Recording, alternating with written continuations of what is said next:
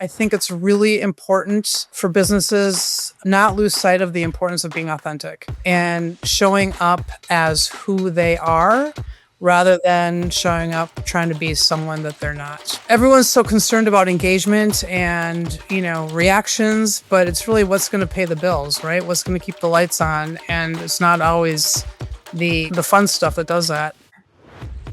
Hey, Wendy, welcome to the show. Thanks so much, Justin. Great to be here.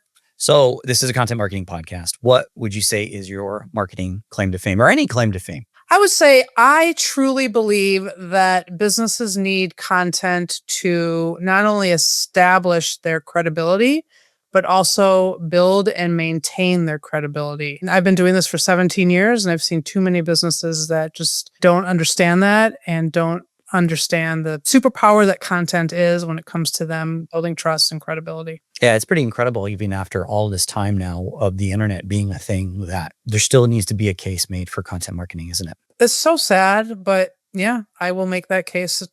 It's a hill I will die on, and I will gladly make that case for as long as I can. So what are we going to talk about today? What do you want to teach me about your world in content marketing? Well, I think that, like I said, I've been doing this for 17 years, and I've seen a lot of things come and go, trends come and go. And especially now with just the proliferation of AI, but also all that's out there, I think it's really important for businesses not lose sight of the importance of being authentic and showing up as who they are rather than showing up trying to be someone that they're not. Is this from a personal branding point of view? Because I know that's a common thing you hear in the personal branding space. In content marketing, I think brands, obviously personal branding is important, but brands need to be consistent in how they portray themselves in all of their messaging, whether it's in their blogs, website, LinkedIn, TikTok.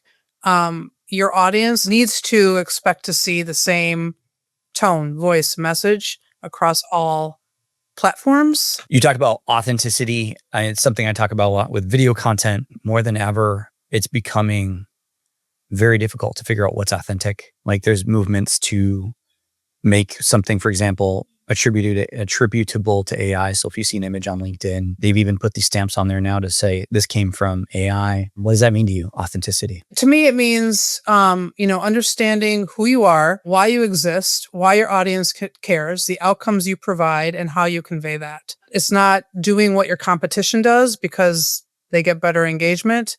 It's not trying to have a, better, sexier website because it's faster. It's really conveying what you do consistently and why it matters consistently so that your audience connects with that. Can you give me an example of a client you worked with that was able to achieve that? Yeah, I work with an estate planning attorney, let's say, that he has a certain segment that he communicates with on a monthly basis through an email marketing newsletter.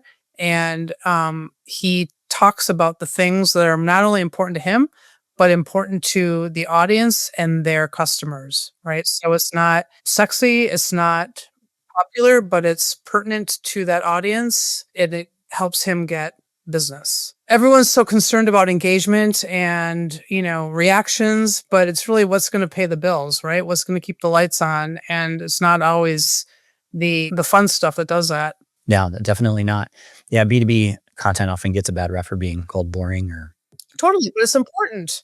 You have an audience. It could be huge, it could be small, but they need to hear from you. So tell me about this idea then, that boring content that gets results. Can you walk me through, do you have like a framework or any kind of thinking around this? I'm a big advocate of planning your content. After 17 years, as I said, I've seen a lot, and businesses will just throw stuff out there because it's Tuesday or because they feel like they haven't published anything for a while. I want my clients to be really intentional with what they publish and why. Really understanding, what are you trying to achieve? Why is it important? Who's it for? And how will you know if you've achieved that or not? So that you're not, wasting time publishing stuff that doesn't stick. Yeah, I love that last one. How do you know I think you said, how do you know it's working or not? How it's achieving its goal? Can you give me some examples how that's worked for you? I have a a whole program that I use with my clients to help them take a step back and not just publish content for the sake of it, but really understand again what it is you're trying to convey. What goal is that attached to from your business perspective? What does it mean for your customer? And then how do you get that message or that piece of content out there? And then what do you do with it afterwards? Like, how do you measure whether or not it's working for you? Is it engagement? Probably not. What do you want the audience to do as a result of seeing that piece of content? Do you want them to call your sales team and schedule an appointment? Do you want them to sign up for a webinar?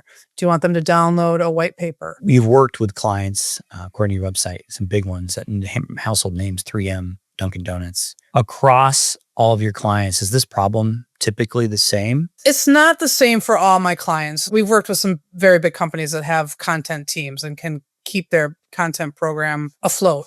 But what I've learned is that when organizations have a lack of resources, that's when the content program can go off the rails. So we try to help those companies by coming in with a content plan to keep them on track so they can keep publishing their content in the cadence that they need to publish it to get the results that they want to see. And you've got a framework for that. You said plan, I think you said. It's called the Roadmap to the 7 Cs, actually. Like the 7 Cs, SEAS. So it's the C's, 7-letter C's. You walk me through that. I was very curious about that.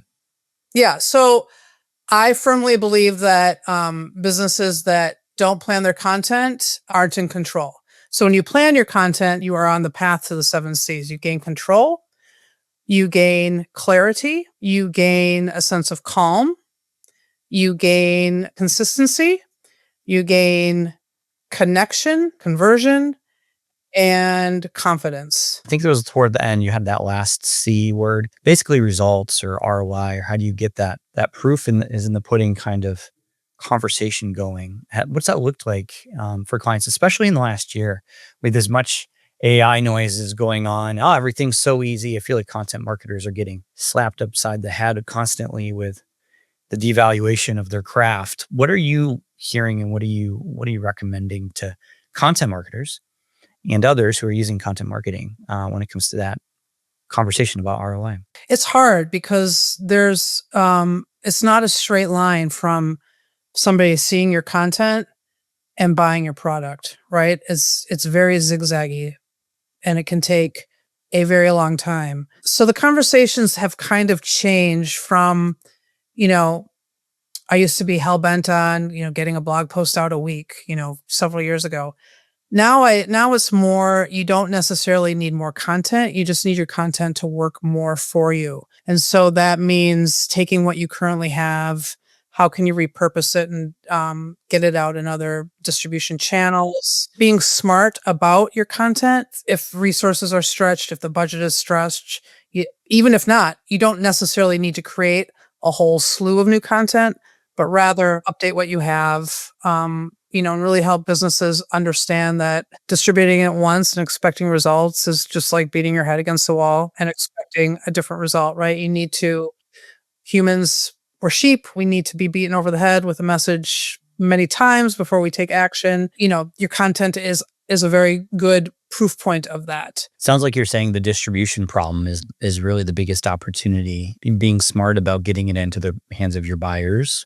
Well, I think just thinking about your content, not so linear, right? Like it's not this one and done thing. You post something to LinkedIn and then you walk away, and why won't you take that post and create a blog from it? Or if it resonates, make a video about it, take it and post it again in a month. Just not one and done with your content. You spend a lot of time creating a white paper, for instance.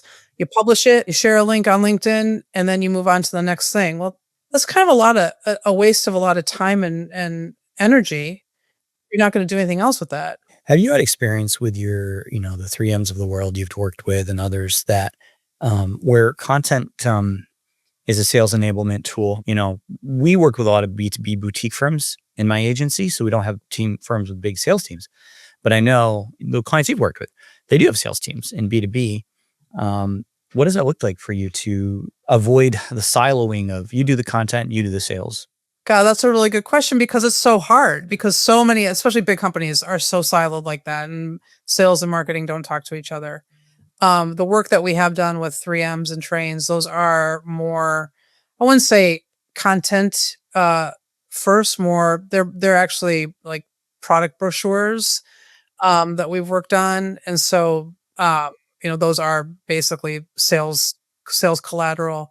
But I do think you make a really good point. You make a really good point that companies can do themselves a favor by talking with the sales team about what they're hearing from their customers and creating content around that. Everyone knows this, right? What are the questions that you get asked the most? How can you create content around that? What are the biggest objections that you have? How can you create content around that? Salespeople, what do you want? What will help make your jobs easier? What will help your prospects, you know, move down the line faster? It would behoove everyone for sales and marketing to speak a little bit more, and then content to get into that as well.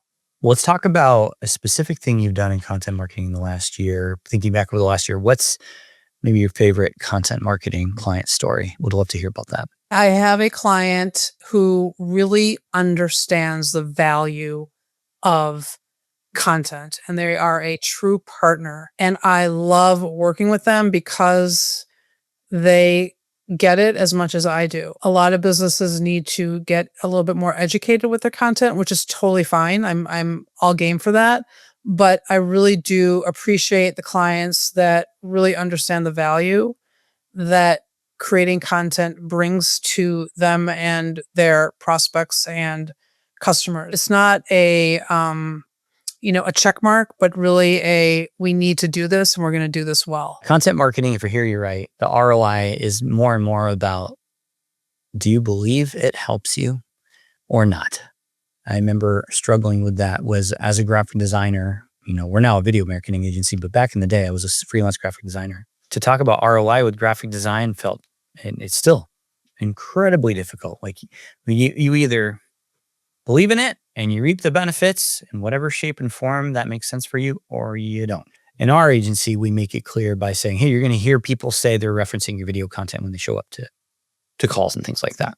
And you probably have to train your clients though to think like that, because your clients aren't thinking like that. They're thinking we're going to spend X amount of dollars and we expect to get Y in return, right? So we serve B2B boutique firms a lot. And so they never often have spent any money on marketing, or they've had it internally. And so they don't know what to expect. So you're right. There is an amount of education of like, in 12 months, if we're still doing this, would you still see value if you never had anybody reference your videos? I think the challenge that I see with content is, I'll have somebody call up and say, we need 3 blogs and we want, 50 leads from them. Your blog isn't intended to generate leads, right? Like that's way top of the funnel stuff. And so, just helping them see like we can publish blogs, but we need to publish them for the right reason. And then we also need to temper your expectation in terms of what you're going to get from it. Yeah, I just posted a comment today from a guy down in Chicago. I forget his name, but that same thing. Like, you don't post a LinkedIn post to get leads. That's the wrong thing to aim for. You will be disappointed. You will lose steam. Also, the content probably won't be very good. What you want to do is be as helpful as possible, as sustainably as possible, as long as possible. And then you've got yourself a fighting chance of drawing in leads because you put the priorities straight, which is if you're helpful consistently, someone goes, oh, thank you. And you stay top of mind, and then you build preference in someone's mind. That's the point of content marketing, not to be a one and done. We've had clients similar to you. I want to do 1 month of video. Okay, what do you expect is going to happen after 1 month? What do you think is going to happen? Seriously, have you ever bought from somebody a $50,000 service after 1 month? Nope, doesn't work like that. Yeah, and you're building your credibility. And with every tick of doing that, you just build your credibility more and more so that when they're ready to buy, they'll think of you. Well, where can we learn more about you, Wendy? Yes, you can learn more about me at incrediblecontent.net. And also LinkedIn, Wendy Jacobson. Well, thank you so much for being here, Wendy. Thank you, Justin. This was a lot of fun.